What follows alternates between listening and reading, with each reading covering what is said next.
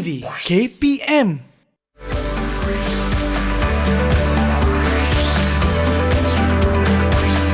Didik TV KPM.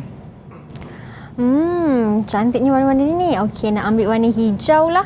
Sebab nak buat pokok. Letak air sikit. Okeylah, ambil warna hijau. Okeylah, buat kat sini. Pokok macam ni. Buat. Susahnya. Betul ke macam ni buat pokok ni? Kenapa tak jadi ni? Alah, tak jadi pokok pun. Okeylah, kalau macam tu nak buat ke nak buat dahan pokok? Susah betul lah. Tukarlah berus lain. Tukarlah. Buat dahan pokok pula. Macam ni. Oh, Mira buat apa ni? Cikgu.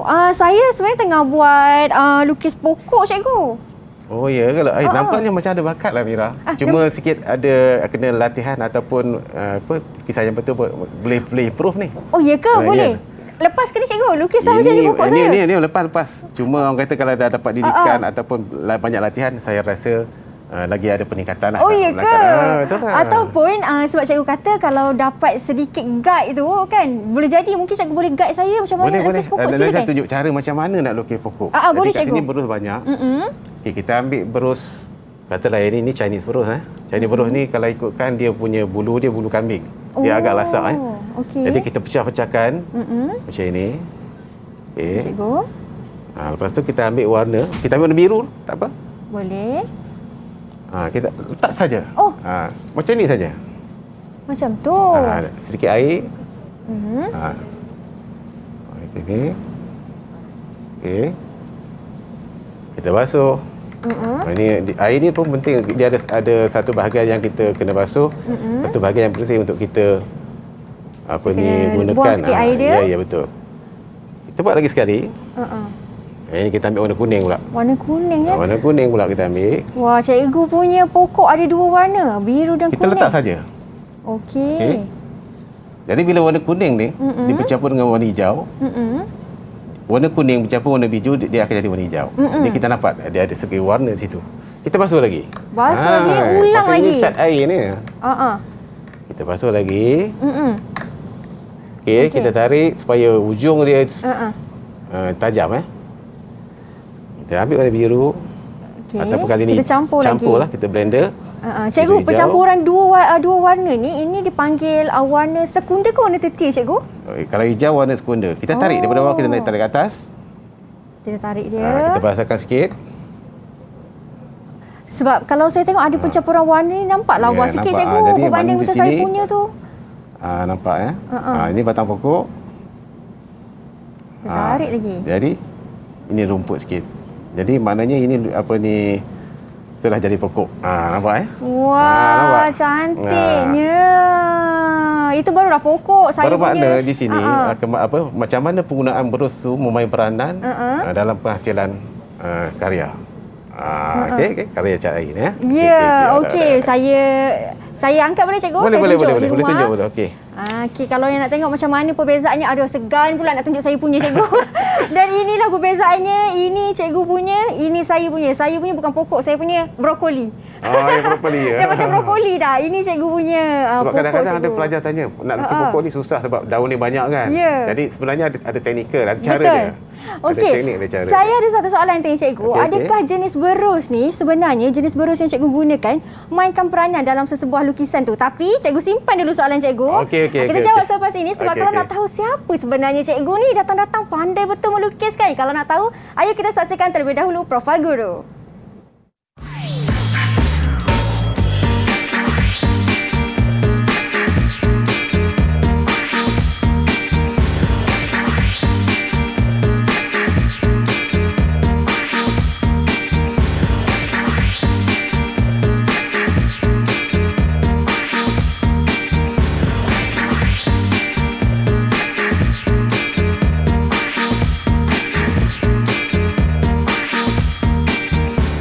Assalamualaikum dan salam sejahtera semua. Seperti biasa anda sedang menonton Mahir di Didik TV KPM. Saya Syamira Nazir dan hari ini kita nak belajar subjek Pendidikan Seni Visual PSV dengan topiknya iaitu Seni Catai. Ya. Betul cikgu. Dan bersama dengan Mira, Cikgu Abu Sari. Assalamualaikum cikgu, apa khabar? Waalaikumsalam warahmatullahi wabarakatuh. Sihat cikgu, selamat Hari Raya cikgu. Ya, selamat Hari Raya Ma'azal Batin. Ya, sama. Cikgu lengkap berpakaian dengan bersamping datang ke kelas mahir kita hari ini cikgu. Sebelum kita berbincang dengan lebih mendalam lagi tentang kita punya subjek kita hari ini, seni catatan ni cikgu, saya persilakan cikgu untuk sentasi tangan terlebih dahulu. Silakan cikgu. Okey, ini SOP kena jaga SOP kena jaga. kena jaga. Walaupun kita dalam kelas studio ni, kena juga jaga. Baik, kemudian baru kita boleh buka pelitup muka dan simpankan di dalam sampul pelitup muka. Okey. Inilah Cikgu Abu Sari kita. Cikgu datang dari mana tadi cikgu? Saya dengar dari SMK USJ cikgu, betul? Ya, nama saya Cikgu Abu Sari bin Harun. Jadi saya bertugas sekarang ni saya bertugas dan mengajar di SMK USJ 4 Subang Jaya, Selangor. Wah, dah lamalah cikgu mengajar PSB ni. Saya rasa saya telah mengajar PSB ni dalam lebih kurang dalam 23 tahun. 23 tahun cikgu. Cikgu, saya rasa wah, lama tu cikgu pengalaman tu. 23 tahun dan pengalaman 23 tahun tu, itu yang kita nak gunakan dalam kelas 1 jam kita hari ni cikgu. Betul. Walaupun dalam musim raya. Kelas tetap jalan cikgu kan? Kelas tetap jalan. Tetap jalan. Okey cikgu, tadi masa kita sebelum mula kelas tu, cikgu ada tunjuklah bagaimana cara yang sebenar nak melukis pokok ni berbanding dengan saya kan cikgu. Tadi kan saya cakap saya ada satu soalan nak tanya cikgu. Soalan saya, adakah sebenarnya berus warna yang kita gunakan ni mainkan peranan untuk hasilkan satu gambar yang cantik dan juga berkualiti cikgu? Okey, ya sebenarnya berus ini memang sangat memainkan peranan. Sebab saya lihat di sekolah kadang-kadang pelajar yang mengambil SPM, seni visual, kadang-kadang dia pakai berus yang kecil. Satu berus tu lah guna, itulah latar belakang, itulah depan. Jadi bila berus yang kecil ini maknanya gerakannya lambat. Macam ni, contoh macam ni ni kecil lah. Jadi kita boleh, kalau sekurang-kurangnya kita kena ada 3 berus iaitu yang kecil, yang sederhana dan yang besar. Kalau boleh ada yang besar lagi macam ni lagi senang. Jadi kita nak buat hasil karya tu lebih cepat dan lebih sesuai lah. Maknanya kita gunakan berus yang sesuai untuk menghasilkan karya. Bukan satu berus saja. Dekat sini pun banyak berus. Nanti saya tunjukkan satu-satu macam mana punya berus dia. Mungkin gunakan berus yang kecil ni supaya tak nak comot cikgu. Warna tu nak bagi cantik dalam lukisan tu. Bukan tak nak comot. Yang kecil ni selalunya kita gunakan untuk membuat seolah, contohnya seperti macam burung yang jauh, kecil-kecil, ataupun tali, ataupun tiang-tiang, ataupun yang detail-detail, pakai berus yang kecil lah. Kalau yang besar ni selalunya kita buat latar belakang. Contohnya macam langit, laut dan sebagainya, latar belakang sesuai untuk berus yang besar. Berus yang sederhana, dia lebih kepada objek lah, untuk menerapkan. Okay? Yang lukisan kita buat tadi ni cikgu menggunakan berus yang saiznya sederhana ke? Yang ini sederhana. Yang ini sederhana. Saiz yang sederhana lah, yang cantik. Dan hari ni cikgu, bila cikgu sentuh pasal berus semua ni kan, memang dalam kehidupan seharian pun memang semua guna berus ni lah cikgu. Kalau yang perempuan yang make up ni pun sama juga cikgu. Ada berus besar, berus kecil, untuk pipi besar sikit, untuk mata kecil sikit kan cikgu. Betul. Dan untuk hari ini yang kita nak belajar topik kita iaitu seni catatan. Mungkin cikgu boleh terangkan dekat mereka kat rumah yang nak tahu sebenarnya seni catatan ni apa? Dia cat ke macam mana? Okey. Sebenarnya seni catatan ini, sebelum ini saya lihat rakan-rakan saya telah membuat dalam rancangan Didik TV juga, dan memberi penerangan yang begitu jelas berkaitan dengan seni catatan. Tapi pada hari ini agak istimewa kerana hari ini saya nak ingin mengajar pendidikan seni visual, tajuk seni catatan tetapi lebih fokus iaitu kepada catatan cat air. Fokus pada catatan cat air. Kerana apa? Kerana seni catatan cat air ini dia refer kepada peperiksaan SPM yang sebenarnya, mana dia ada 3 paper. Saya selalu ulangi 3 paper iaitu teori, seni halus dan KRSB.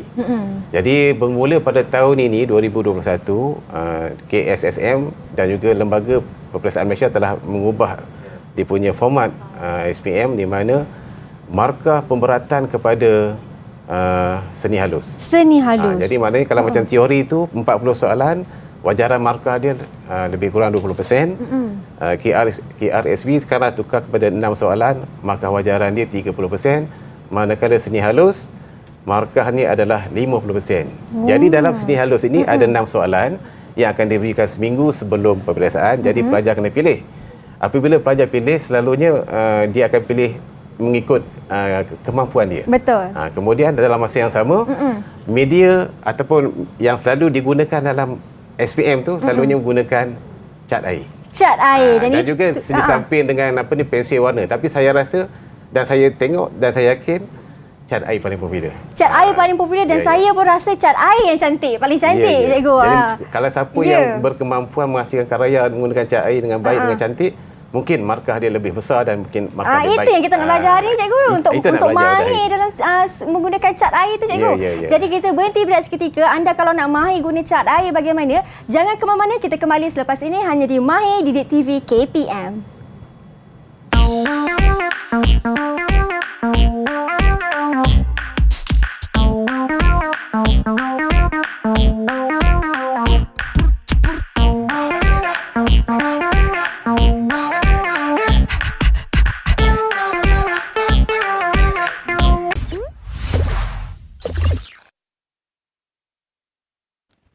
A teacher plays an important role in our lives.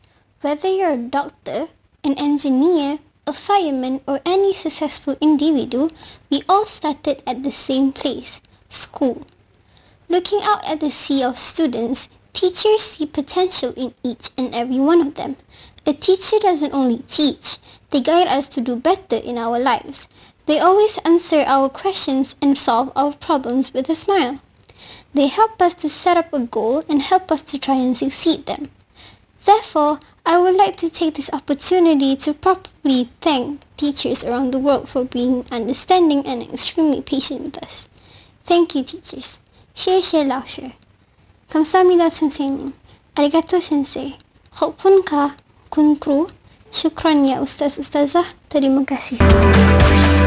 Didik TV KPM. Baik, kembali kita di Mahir. Itu dia, kalau nampak cantiknya lukisan-lukisan yang cikgu hasilkan. Ini semua cikgu buat sendiri, cikgu? Okey, semua lukisan ni semua hasil karya daripada saya lah. Wah, sangat ada cantik. lukisan yang tadi kelihatan tadi adalah soalan SPM yang baru lepas tahun 2020. Dan cikgu buat, buat lukis bagaimana? Okey cikgu, pasal lukisan-lukisan ni saya tanya cikgu lah kan. Cikgu lukis lukisan kan. Pernah tak cikgu dapat hadiah daripada murid-murid cikgu, mereka bagi lukisan dekat cikgu bersempena dengan Hari Guru?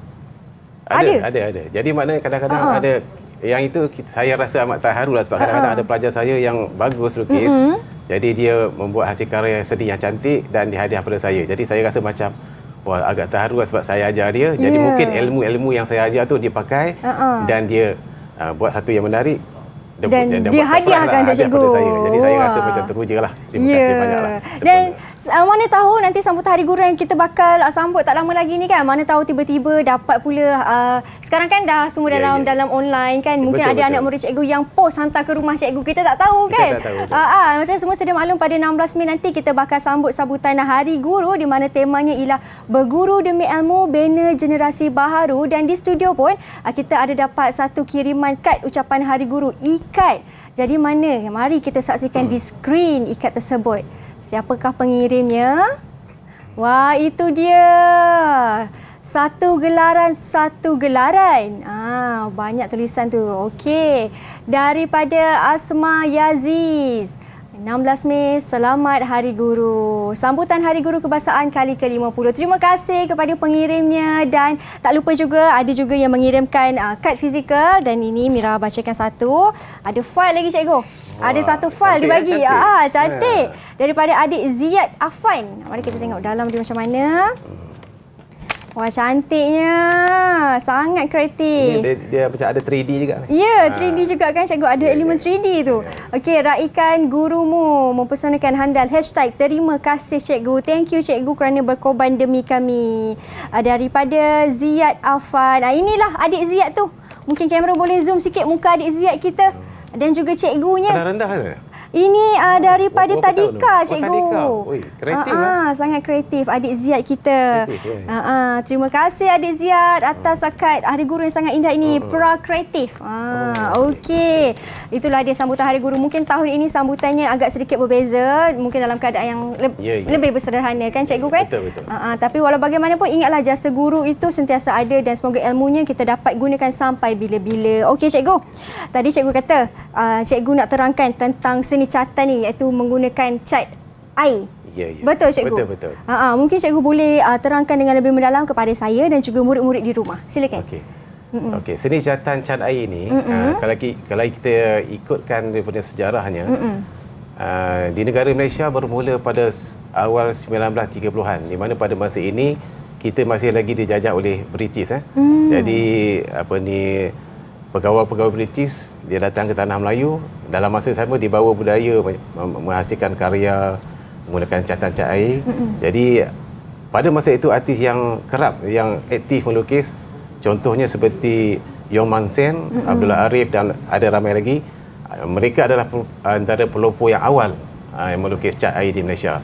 Sehinggalah sampai ke hari ini, sekarang ini kalau saya lihat memang ramai sangat pelukis-pelukis yang berbakat yang mahir dalam cat air di tanah air kita. Itu satu kebanggaan lah. Sebab kadang-kadang karya-karya ini bukan saja dalam Malaysia saja dijual, orang luar pun datang beli hasil karya mereka.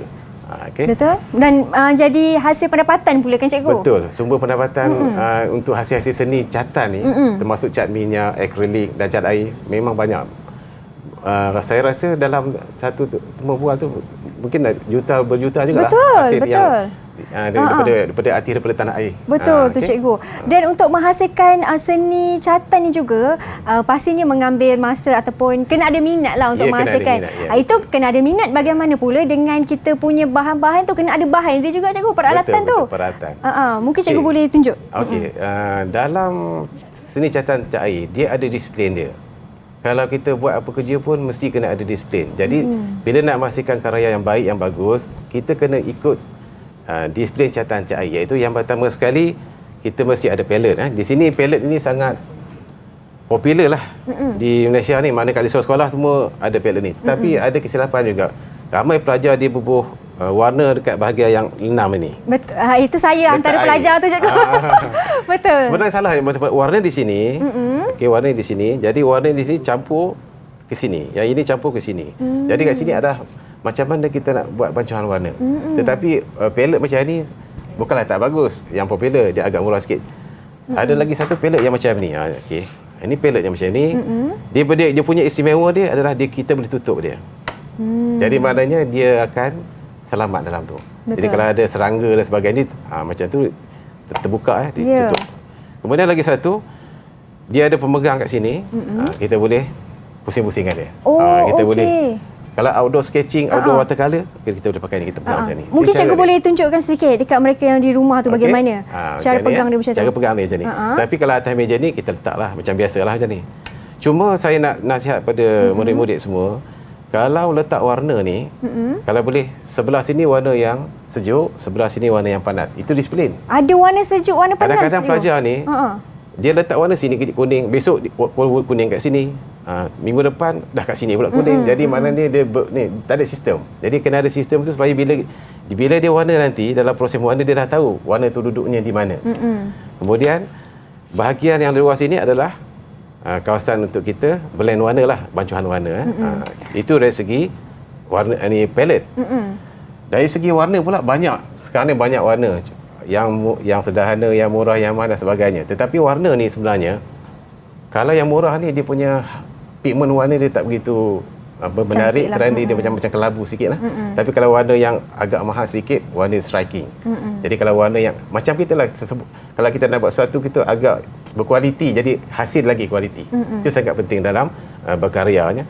Jadi saya tak naklah sebut colour ni bagus bagi, tapi boleh beli dan boleh cuba baru kita tahu dia punya kelebihan warna tersebut.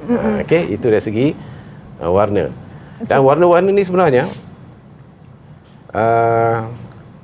dia ada nama-nama dia. Jadi bila kalau sampai peringkat pelajar boleh hafal warna tu, dia bukan warna merah saja, dia bukan warna hijau saja, dia ada macam hijau apa? Merah apa? Betul. Dia macam kain baju juga kan. Kain baju kan ada macam-macam warna. Ada macam tu. Jadi kalau dia hafal warna tu, warna bayang warna apa yang sesuai. Dia dah tahu dah. Jadi dia buat dengan keadaan yang cepat. Betul tu. Okey, itu dari segi warna. Saya pergi kepada bahagian seterusnya iaitu dari segi berus. Berus kurang-kurangnya paling kurang ada 3 lah. Yang paling kecil, yang sederhana dan yang besar. Tapi kalau banyak berus lagi bagus. Di sini saya nak tunjukkan. Kalau macam yang ni berus sintetik je biasalah. Okey. Kalau macam yang tadi ni yang Mira pakai ni lukis pokok ni, ini Chinese beras. Jadi harga dia pun dalam tak mahal sangatlah, 8 mampu milik lah cikgu, harga dia boleh lah kan. Jadi ini yang ini daripada bulu kambing Bulu kambing. Bulu kambing. Yang ini daripada bulu kuda padi, poni. Wow. Jadi maknanya dia warna dia lembut.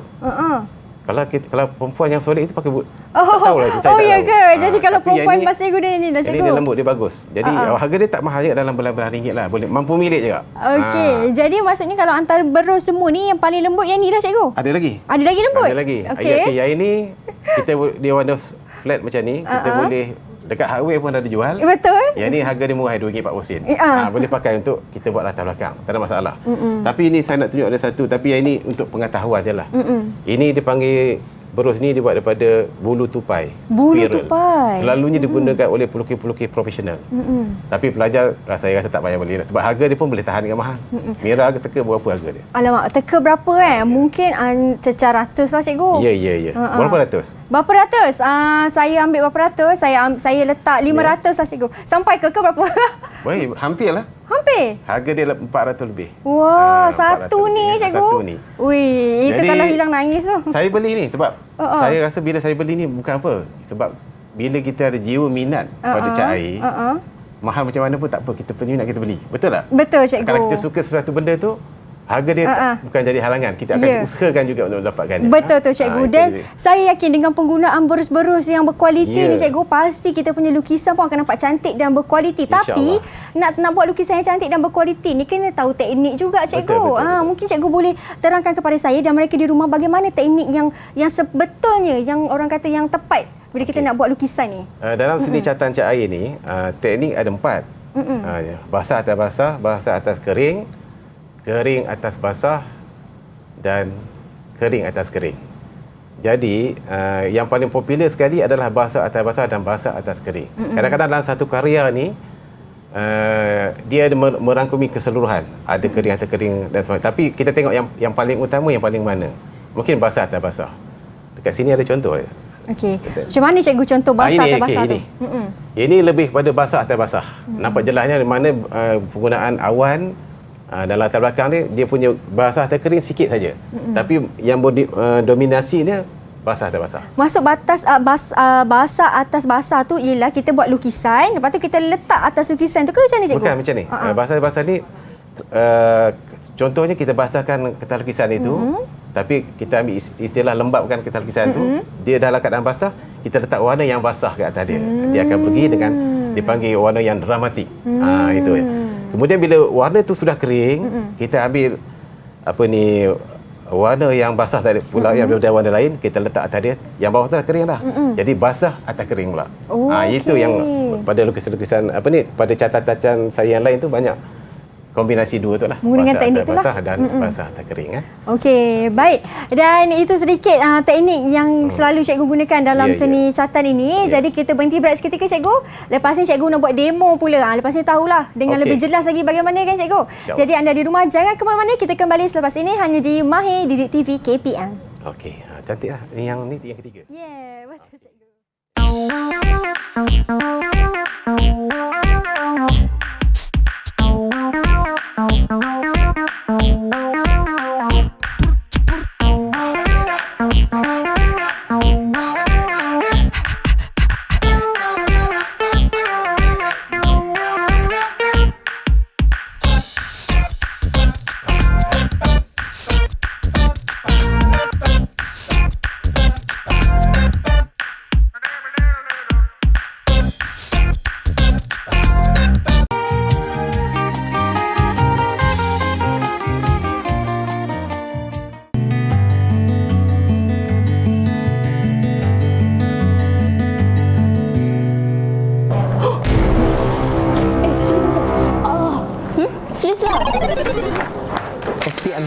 fikir dulu.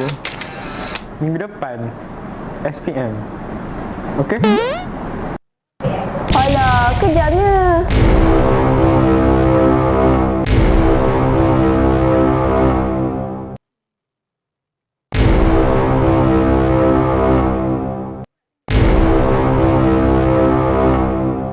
Halalkan segala ilmumu. Terima kasih cikgu. Pemati hatiku. Terima kasih cikgu. Cikgu kau ibarat ibu bapaku. #thank you teacher. Dan sebab timu terpahat dalam diriku. #lausi share. Buatmu guru yang mendidikku. #Nandri Arcurious. Apa guru tiada ilmu. #terima kasih cikgu.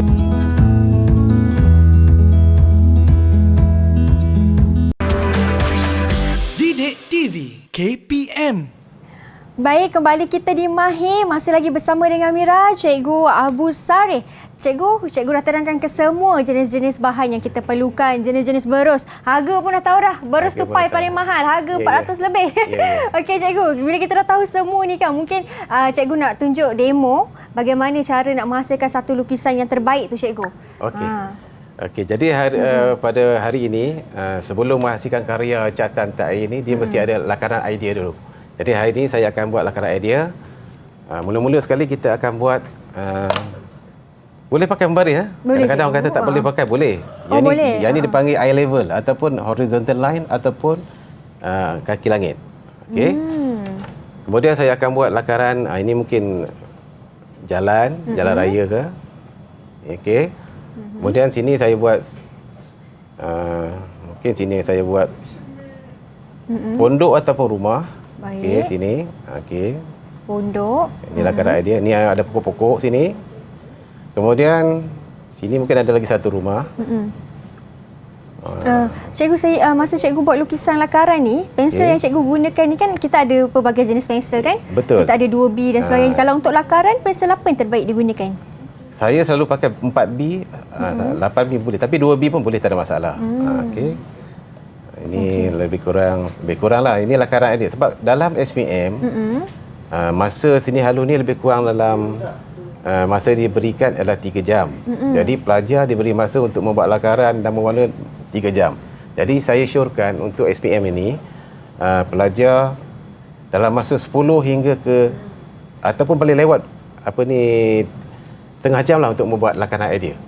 Lepas tu 2.5 jam tu lebih kepada mewarna. Tapi saya lakar sekejap lah kan untuk Lakaran idea ni kan, idea ni dia bergantung kepada soalan yang diberi lah kan cikgu? betul, soalan yang diberi pada tersebut. Jadi hari ni saya tunjuk demo, saya dah lakar idea sini ada rumah 2, cuma dia ada perspektif, yang ni jauh, yang ni dekat sikit.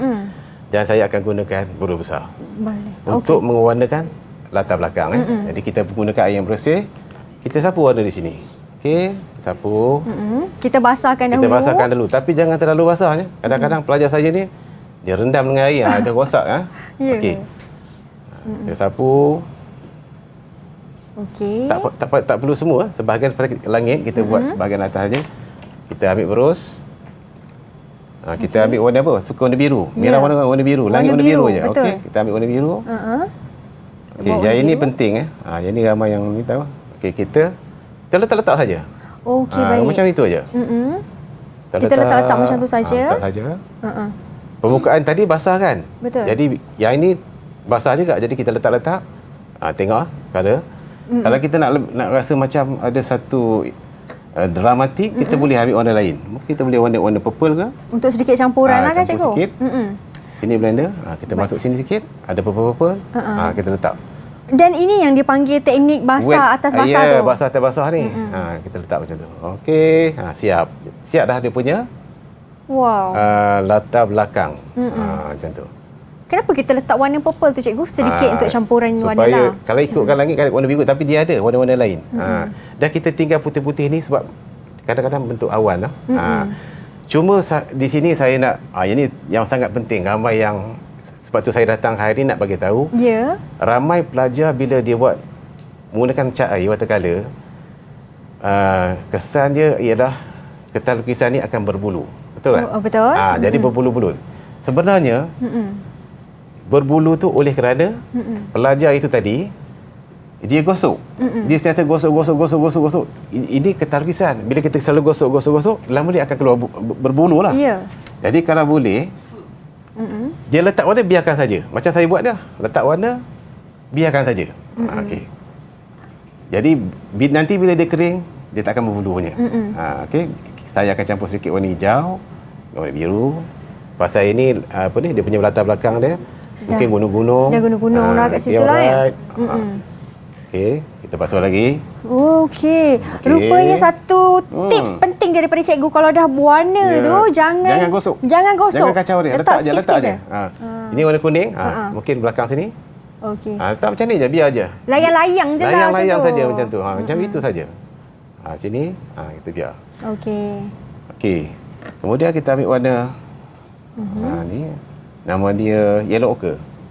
Sapu dia ikut jalan. Layang macam tu je. Okey. Bila cikgu warna ni kan, cikgu sebenarnya kan perlu ke kita ni sebagai murid yang nak start mewarna ni kena ikut betul-betul lah kita punya lakaran tu? Tak perlu. Sebab yang ni watercolor ni nanti bila dia dah kering nanti baru kita gunakan kering atas basah. Baru kita boleh detailkan dia. Baik. Okey. Nampak sini? Kita ambil sikit warna ni. Ada tone ni sikit. Tak sini. Ada tone dia lah kan? Okey. Mungkin cikgu boleh kongsikan kepada saya dan juga mereka di rumah, sebenarnya cikgu, apakah elemen yang kena ada untuk hasilkan satu karya yang cantik ataupun karya yang menarik? Elemen-elemen maknanya macam mana pencantuman warna, macam mana kita menghasilkan bentuk-bentuk tu supaya nampak. Jadi bila orang lihat, ini bentuk apa, ini bentuk, orang kenal pasti. Jadi bentuk-bentuk dan elemen-elemen warna ni berdramatik, bercampur, akan menghasilkan satu karya yang menarik lah.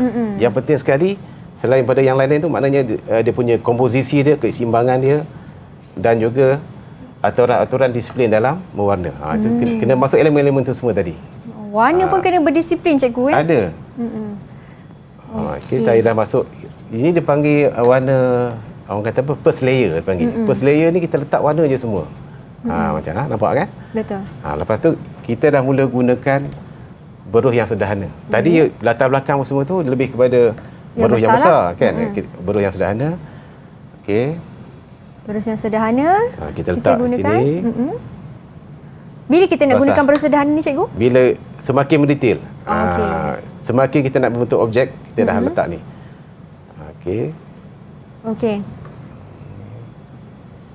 Ni kemudian lagi satu dalam watercolor ni, elemen yang sangat penting yang Mira tanya tadi, selain pada yang cikgu sebutkan, adalah macam mana kita nak kenal pasti cahaya dan bayang. Itulah yang paling bagus. Kalau dapat teka cahaya dan bayang, akan menghasilkan satu karya yang menarik. Dan dapatlah markah lebih kat situ, extra kat situ markah kan cikgu. Dan untuk kita nak buat warna ni kan cikgu, sebab kan kita guna watercolor ataupun gunakan cat air ni, jadi nak warna tu kita kena letak dekat satu tempat yang rata ke kita boleh letak dekat easel dan kita colourkan macam tu? Selalunya dekat easel ni nanti dia basah kan, dia akan turun. Jadi maknanya kalau boleh dia ada agak tinggi sikit. Tapi macam mana kita kontrol dia? Okey, saya nak tunjuk yang kat sini macam mana lukis pokok yang Mira lukis tadi. Inilah nak lukis pokok ni macam mana ni? Letak sini ni pokok. Letak saja warna, tarik. Ni batangnya, letak sini warna. Kan ada pokok. Macam main macam tu je. Chop macam tu je cikgu letak je warna. Hijau muda, hijau macam tu. Okey. Dia dramatik kat situ.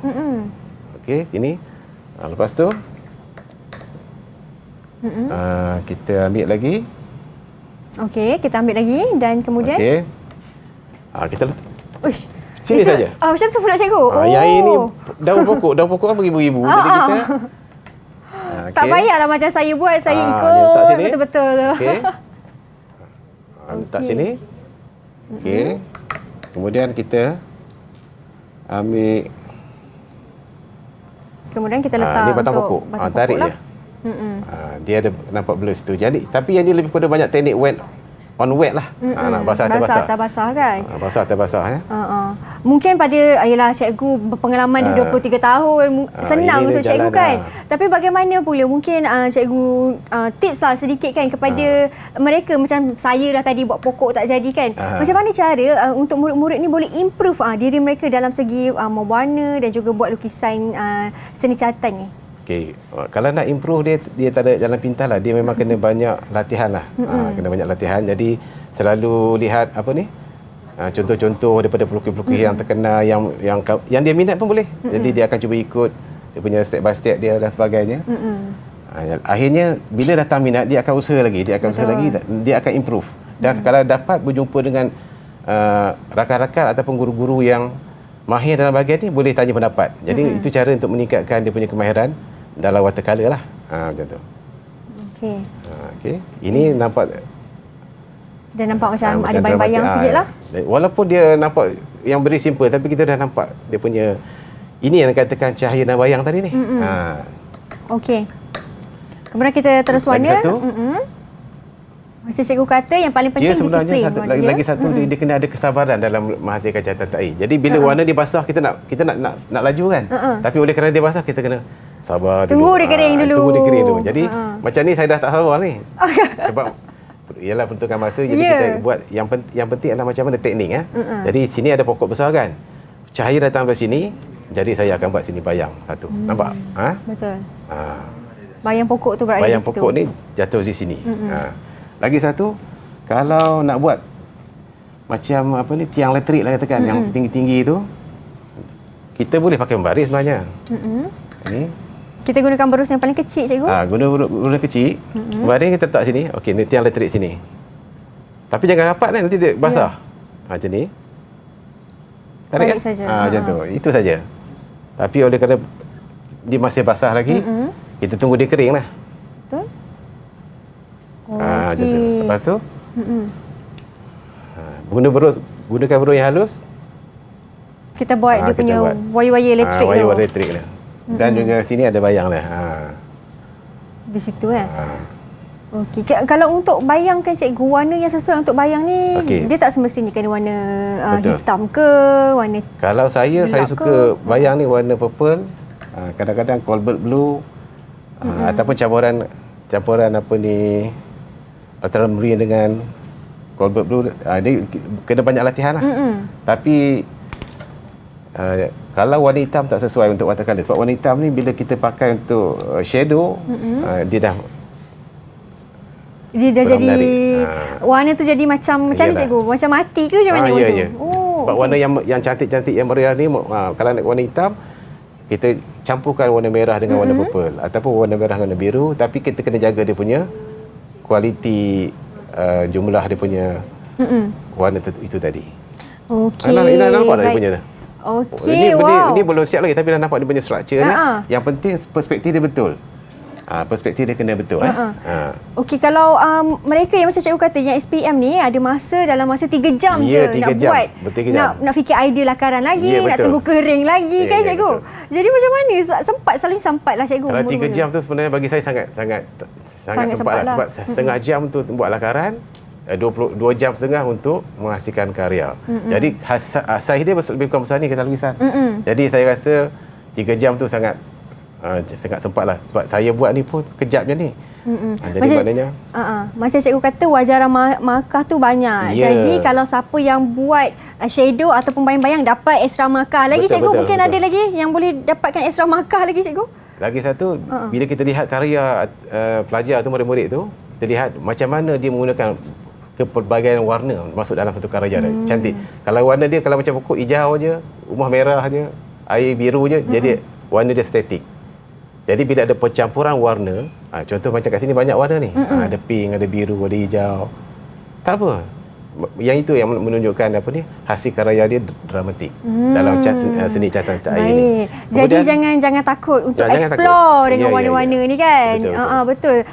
So saya terkejut juga langit warna purple, tapi bila dah tengok cantik bila dah siap tu kan cikgu. Yang macam gunung-gunung yang jauh sana kita boleh pakai warna biru ataupun warna purple. Kemudian bila makin dekat warna biru kehijauan. Betul. Yang lagi dekat hijau. Dalam masa sama dia ada kesan cahaya. Mungkin kat bukit itu ada yang tinggi, ada kesan cahaya matahari, dia nampak striking. Betul tu. Okey, ini yang cikgu dah buat. Dalam masa yang berapa minit ni je cikgu. Betul, kan. Mungkin cikgu boleh tunjukkan kepada saya dan mereka di rumah lukisan yang dah siap macam mana? Lukisan ni juga yang saya buat, tapi dalam masa lebih kurang setengah jam lah. Yang ini lebih kurang dalam 15 minit. Okey. Yang ini ni. Inilah dia cantiknya. Okey. Ini yang lebih kurang dalam masa setengah jam cikgu buat. Setengah jam je cikgu? Setengah jam ya.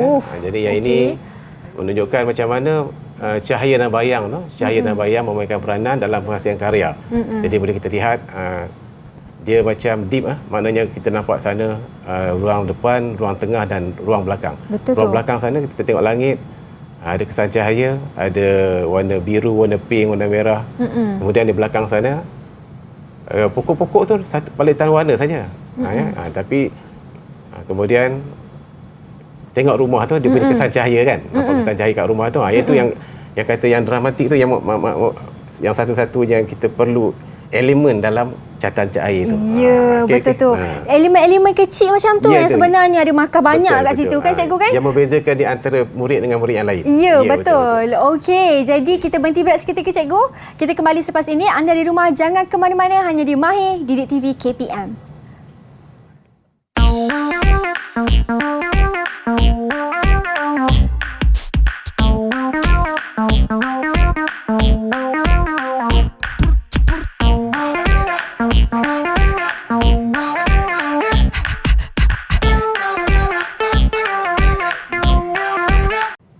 Baik, kembali kita di Mahir di Didik TV KPM. Ada satu buku yang sangat orang kata sangat banyak maklumat ataupun info kat dalam ni, bagaimana cara nak mahir untuk menjadi pelukis handalan, terutama sekali dalam seni catatan, cikgu. Tapi kita sentuh pasal buku ni sebentar nanti. Di ruang masa ni kan mungkin ada sedikit kesimpulan daripada cikgu nak sampaikan kepada saya dan juga murid-murid di rumah. Dalam masa 1 jam kita belajar hari ni. Silakan cikgu. Okey, rumusan saya pada hari ini ialah kalau murid-murid ataupun pelajar ataupun pelukis-pelukis yang amatur, kalau cinta ataupun suka pada catatan cat air, dia kena banyak buat latihan. Jadi cara buat latihan bukan banyak latihan saja, tapi dia kena rujuk sama ada melalui YouTube. Sekarang teknologi dah pakai-pakai ataupun melalui buku-buku rujukan. Betul. Kenal pasti pelukis-pelukis yang bagus. Lepas tu cuba ikut cara kaedah dia melukis. Tak secara langsung dia akan meningkatkan prestasi setiap pelukis ataupun pelajar tu lah, ataupun murid tadi lah. Jadi di sini pun saya ada buat buku seni catatan, seni halus khusus kepada pelajar-pelajar ataupun murid sekolah menengah yang mengambil seni catatan, seni halus, tapi lebih pada seni catatan cat air lah. Betul.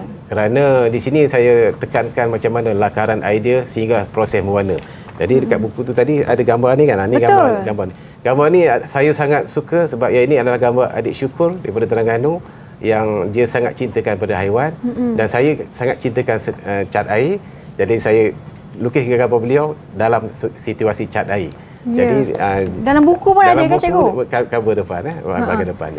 Betul. Jadi nasihat saya pada pelajar-pelajar murid-murid semua, kena banyak latihan lah. Barulah kamu akan dapat macam mana menghasilkan satu karya seni catatan cat air yang baik. Jadi maknanya bukannya seminggu sebelum exam dapat soalan baru masa tu baru nak berlatih, masa tu baru nak praktis. Kalau boleh daripada peringkat awal lagi. Tanamkan minat. InsyaAllah mesti kalau ada minat, ada banyak latihan, dia punya hasil akan makin lama makin meningkat dan prestasi lagi bagus. Betul. Okey, baik, itu dia. Dan macam cikgu kata, boleh dapatkan buku ni kalau nak belajar bagaimana cara untuk menjadi mahir, terutama sekali dalam seni cat ataupun seni catatan. Banyak sangat ni teknik. Nak lukis muka pun semua ada dalam ni kan cikgu kan? Okey, dan kepada anda di rumah diharapkan dalam masa 1 jam ini anda dapat timba banyak sangat ilmu, terutama sekali kepada pelukis-pelukis yang bakal menduduki SPM dalam kertas PSV ni ataupun pendidikan seni visual. Diharapkan dapat memberi info kepada anda dan gunakanlah ilmu ini sebaik mungkin. Dan ingat apa yang cikgu tekankan banyak kali tadi, yang paling penting sekali banyakkan lakukan preparation. Persediaan awal tu kena ada, minat kena ada, jangan mudah give up dan mengalah kan cikgu. Okey, terima kasih banyak-banyak cikgu atas kesempatan ini. Sedikitlah cikgu ucapan hari raya kepada murid-murid di rumah. Sila cikgu, sedikit. Cikgu ambil kesempatan di sini mengucapkan selamat hari raya Aidilfitri kepada rakan-rakan saya, guru-guru seni seluruh Malaysia, kepada pelajar-pelajar saya, murid-murid saya di seluruh Malaysia yang sekarang dan juga yang sebelum ini. Semoga berbahagia pada Hari Raya Aidilfitri ini. Ya, betul tu. Dan selamat Hari Raya Aidilfitri kepada semua. Maaf zahir dan batin. Terima kasih kerana menonton sehingga ke penghujung rancangan. Kita jumpa lagi. Bye. Assalamualaikum.